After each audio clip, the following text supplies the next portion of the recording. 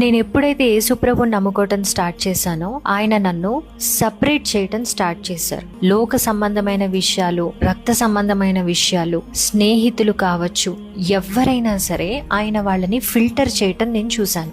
ఎవరికి నేను అవసరమో వాళ్ళని ఉంచారో, ఎవరికి నేను అవసరం లేదో వాళ్ళనైనా తీసేయటం నేను చూశాను. కొద్ది రోజులు పోయాక ఆయన లోక సంబంధమైన విషయాల మీద అవగాహన ఇచ్చి ఆయన మార్గంలోకి నన్ను నడిపించటం మొదలుపెట్టారు. నేను ఇక్కడ అర్థం చేసుకున్న విషయం ఏంటంటే, ఇది బాధాకరమైన విషయం కావచ్చు, కానీ ఆయన మార్గంలో నేను ఎదగటానికి ఒక కారణాన్ని ఆయన చూపించారు. కొన్నిసార్లు దేవుడు మనల్ని ఒంటరిగా నడిపిస్తాడు. అది శిక్ష మాత్రం కాదు, స్థిరపరచటం. మన జీవితంలో అందరూ శాశ్వతంగా ఉండరు. మనమైనా వాళ్ళైనా సరే ఒక సీజన్ వరకు మాత్రమే ఉండగలుగుతాం.